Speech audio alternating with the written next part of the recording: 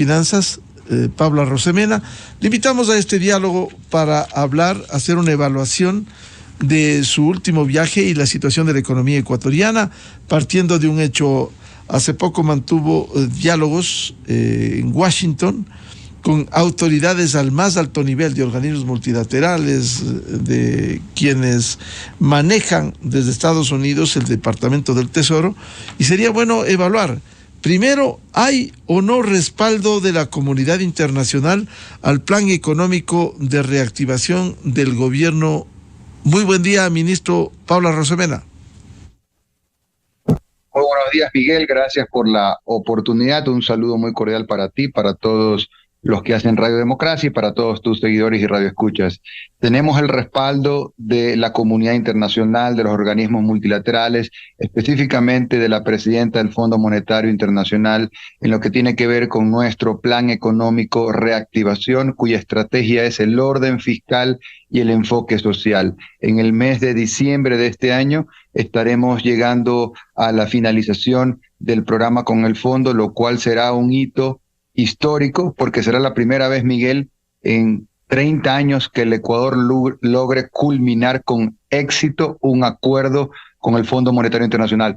Toda vez más importante porque en el mundo estamos entrando a una suerte de recesión global y es extremadamente importante contar con el respaldo de organismos multilaterales y tener un plan económico sólido, que no solamente nos permita manejar el flujo de caja del día a día, del corto plazo, sino tener una mirada de mediano y largo plazo para poner a la economía ecuatoriana en esa senda de crecimiento. De hecho, las proyecciones del Fondo Monetario Internacional para el próximo año, para el 2023, año que, insisto, el mundo estaría entrando en una recesión global, ponen a Ecuador con un crecimiento económico del 2.7, lo cual está por encima del promedio del crecimiento de América Latina y nos ponen dentro de un selecto grupo de países que son los que tendrían mayor crecimiento el próximo año, a pesar de ser un año de recesión global.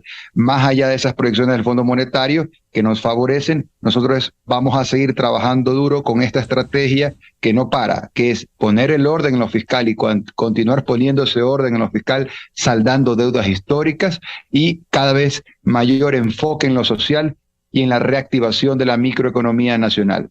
A simple vista se podría decir que el crecimiento del 2.7 es muy bajo, pero sabemos el entorno en el planeta, más aún cuando el propio FMI en su informe señala que lo peor está por venir desde el próximo año, es decir, complejo. En el caso del FMI se cumple este acuerdo, lo cual es bueno, y se abre una expectativa. ¿Habrá cómo lograr un nuevo acuerdo el próximo año, ministro?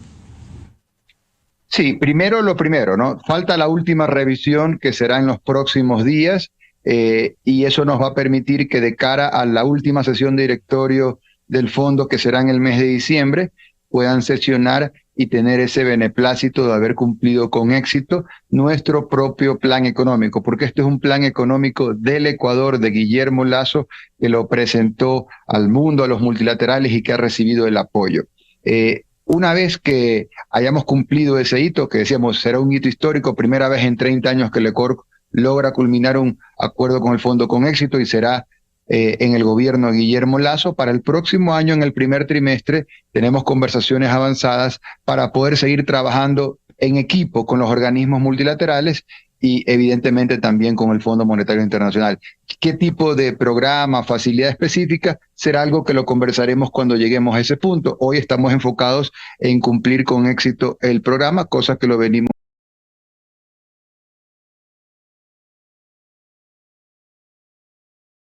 decir la diferencia entre ingresos y gastos, como había un tren de despilfarra y se gastaba muchísimo más de lo que se ingresaba, tenías un déficit o faltante. Eso llegó a ser 7 puntos del Producto Interno Bruto. Estamos hablando de más de 7.000 millones de dólares. Este año estaremos cerrando con un déficit fiscal de alrededor del 2% o su equivalente, que son 2.200 millones de dólares. Entonces, estamos hablando que eso es poner orden. Hemos pasado de un déficit fiscal del 7% al 2% y proyectamos para el próximo año seguir reduciendo ese déficit fiscal porque los países se liberan, se independizan económica y financieramente cuando generan superávit. Esa debe ser una causa nacional, tener superávit en las finanzas públicas. Y eso solamente es posible teniendo el orden. Ahora, ¿cuáles son también los resultados en...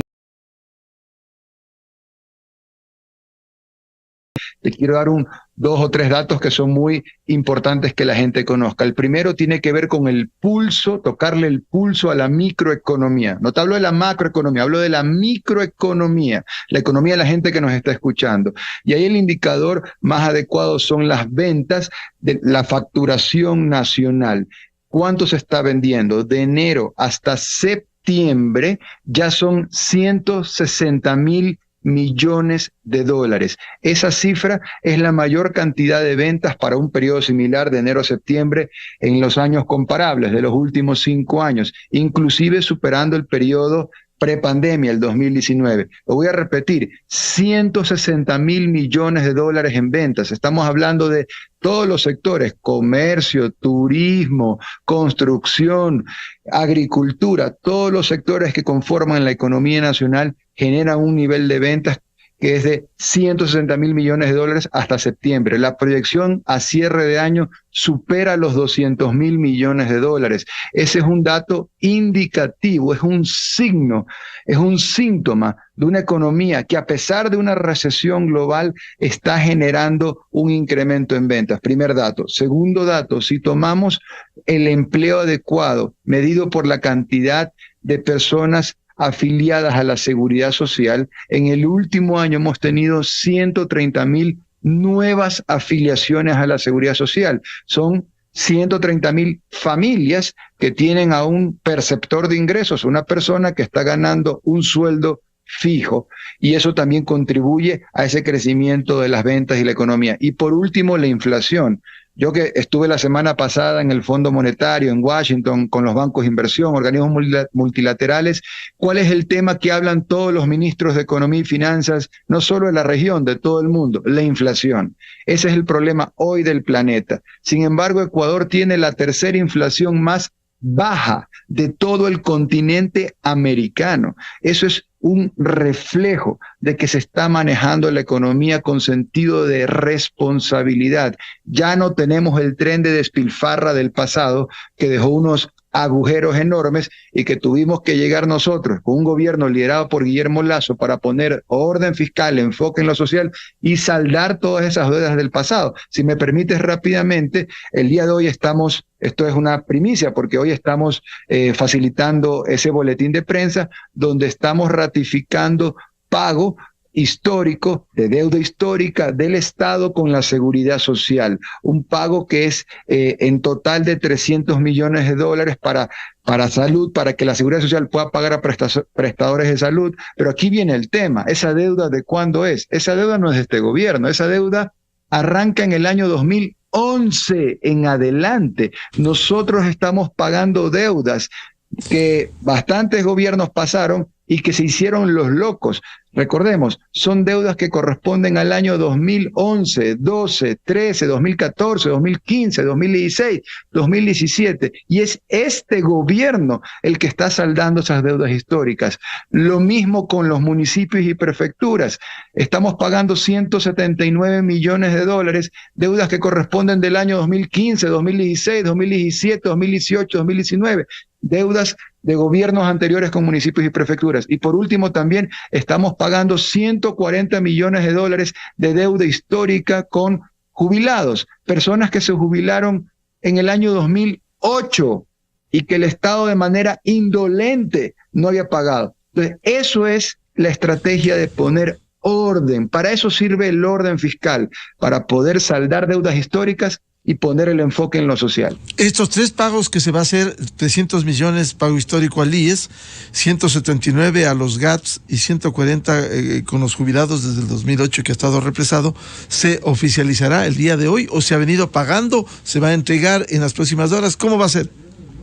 Sí, lo que yo hablo no es lo que vamos a hacer, es lo que ya hemos hecho en las últimas semanas y que vale la pena recordarlo para que la gente lo tenga claro, porque no estoy hablando de lo que se va a hacer, porque lo que se va a hacer es otra cosa, es lo que ya se ha hecho. Lo que se va a hacer es mucho más de lo que ya se ha hecho. Entonces ya estamos saldando deudas históricas con la seguridad social, con maestros jubilados, con municipios y prefecturas. No son las únicas, pero son algunos ejemplos por el tiempo. Pudiera mencionar también cómo hace 2 semanas saldamos una deuda histórica con el ISFA, la Seguridad Social de las Fuerzas Armadas. Se les debía 85 millones de dólares del año 2020.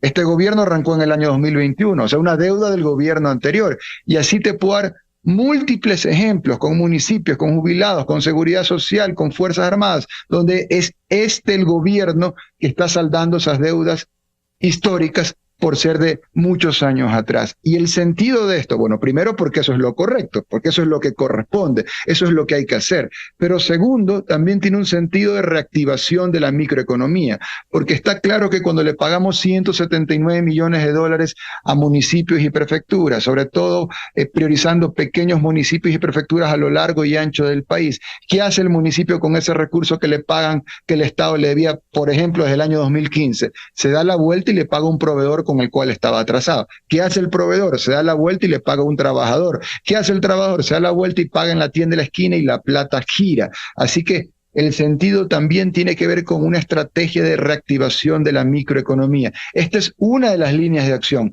la del saldar deudas históricas. No es la única, la otra línea de acción muy potente, no de lo que vamos a hacer, Miguel, sino de lo que ya estamos haciendo con el orden fiscal y el enfoque social, es la banca pública. 3 datos rapidísimos. A través de Banecuador hemos entregado más de 100 millones de dólares a más de 41,000 emprendedores. En el pasado le entregaban 100 millones de dólares a 3, 4 o 5 personas que no le pagaban luego a la Corporación Financiera Nacional, a la CFN, y están morosos. En el presente, nosotros entregamos 100 millones de dólares a más de 41,000 emprendedores en todo el Ecuador. Créditos al 1% de interés, 30 años plazo. Ningún gobierno antes ha hecho eso.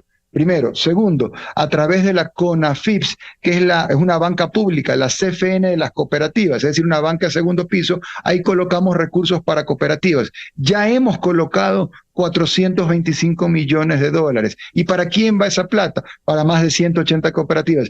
¿Y qué hacen las cooperativas con esos recursos?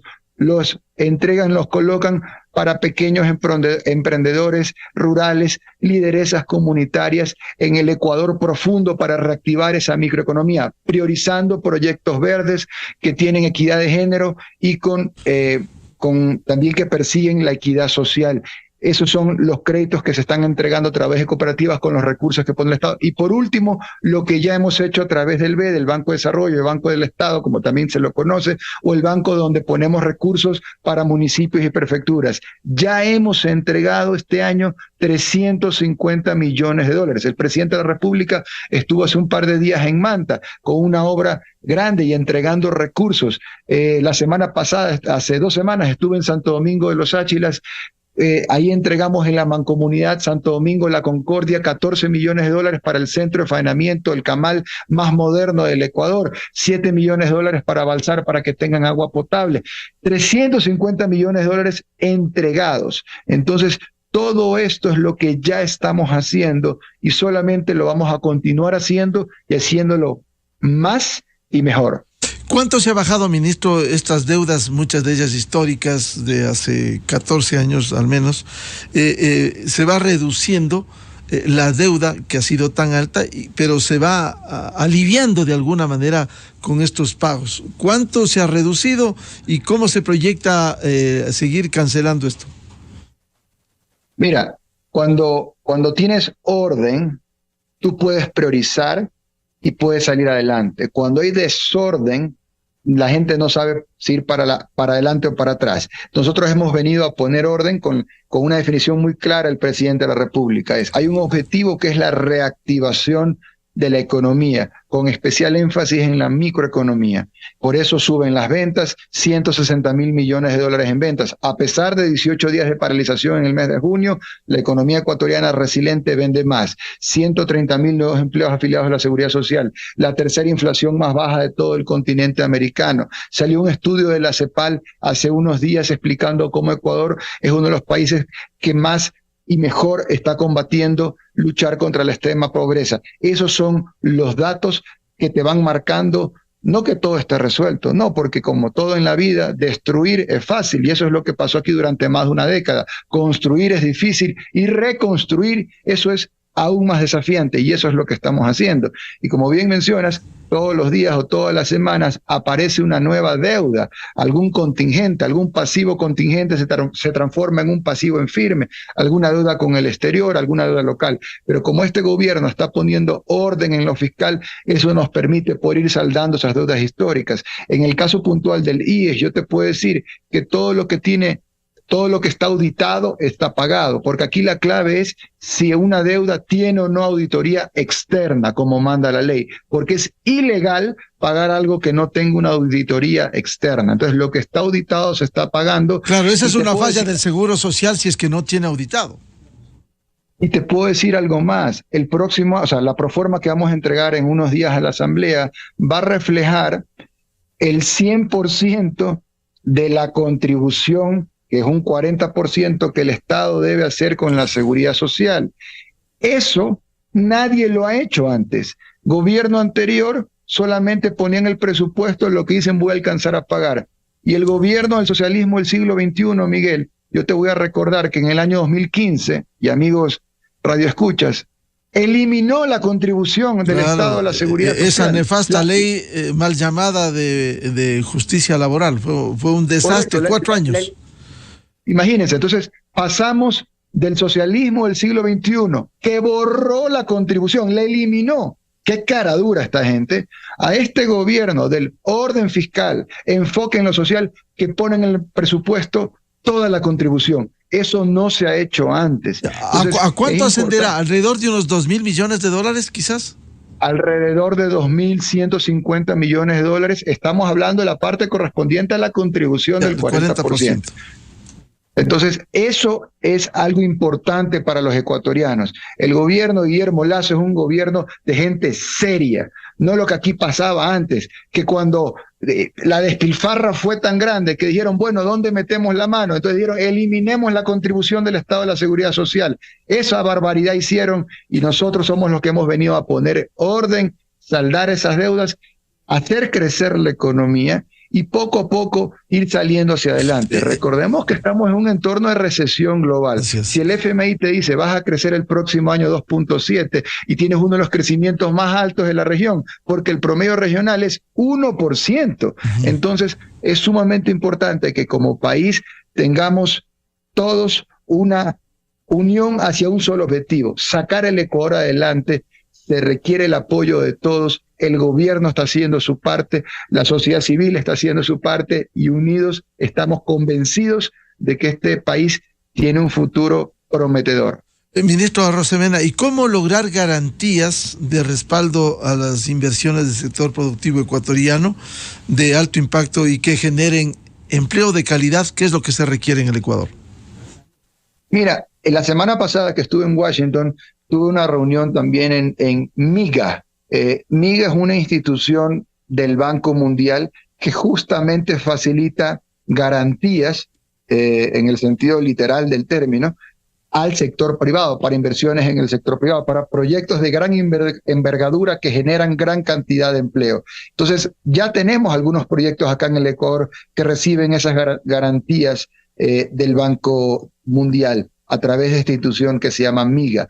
Y eso es lo que está buscando permanentemente nuestro gobierno, abrir oportunidades, abrimos mercados, los mercados nuevos que estamos abriendo con tratados de libre comercio que se lleva desde la cartera del Ministerio de Producción, darle facilidades a los emprendedores locales principalmente, pero también a aquel emprendedor internacional que quiere venir al Ecuador a poner sus recursos.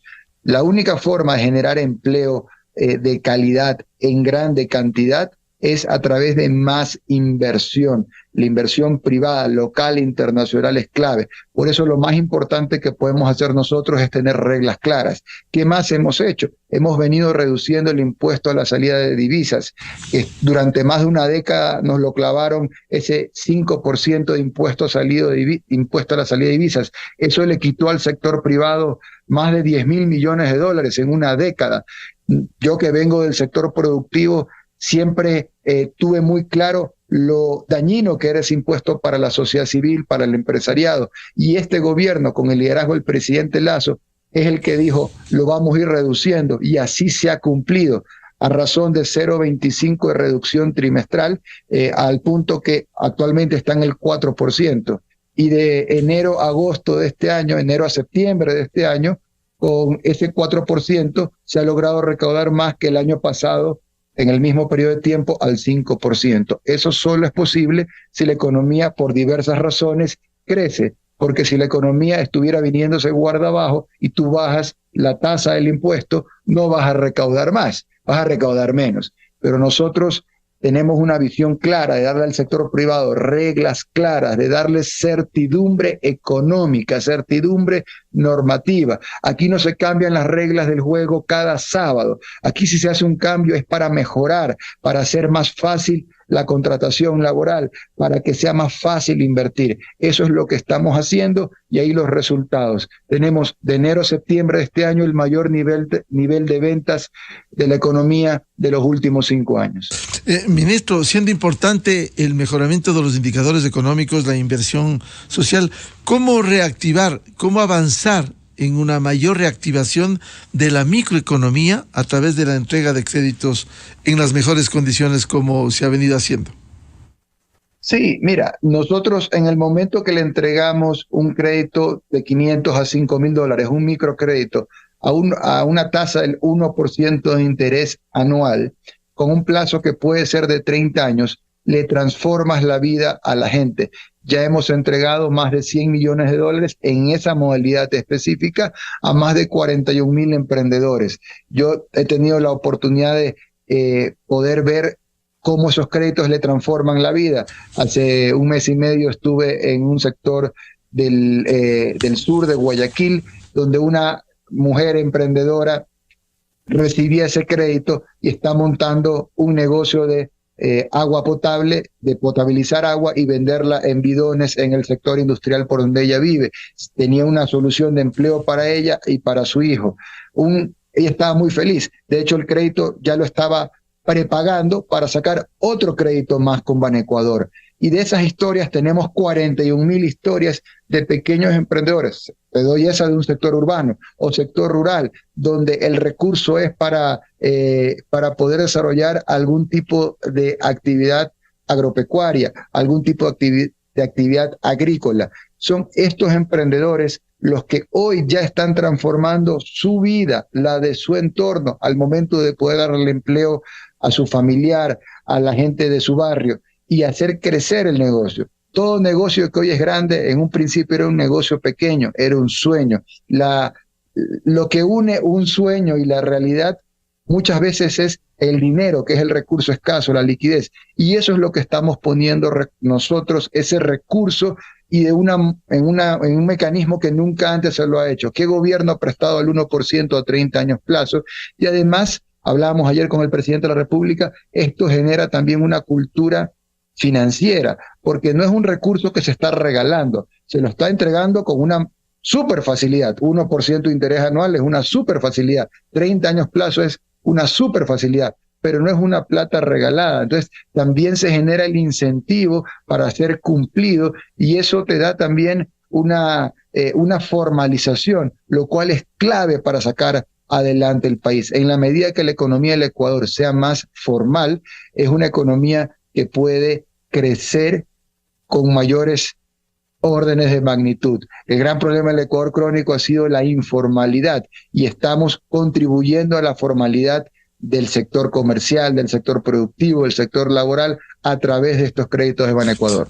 Ministro Arosemena, finalmente, ¿cuándo entregan la Proforma 2023?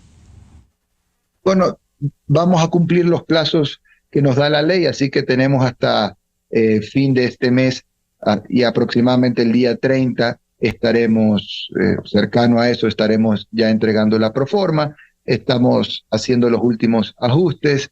La Proforma es una herramienta para el desarrollo del Ecuador, es una forma también en la cual con números se puede entender el orden fiscal y el enfoque social, porque tú en la Proforma vas a poder ver cómo ese déficit fiscal que superó los 7.000 millones de dólares, lo hemos venido reduciendo y eso solamente es posible con orden. Vas a poder visualizar los recursos que destinamos a la inversión social, son más de 13.000 millones de dólares en promedio anual lo que destinamos a inversión social, salud, educación, trabajo, vivienda, bienestar social, bonos. En el año 2019, por darte un ejemplo, 1 millón de personas recibían bonos. En el año 2022, 1.455.000 ecuatorianos reciben bonos, y eso es un ejemplo concreto de cómo y dónde estamos poniendo los recursos para fortalecer la inversión social. ¿Crecerá la proforma frente al presupuesto del 2022?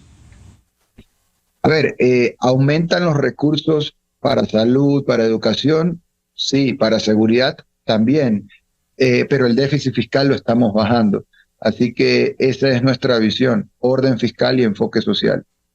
Bien, al señor ministro de Economía y Finanzas, Pablo Arosemena, muchas gracias como siempre su atención y le comprometemos a seguir hablando porque a fines de este mes estará la proforma y desglosarla en los datos, especialmente de inversión social.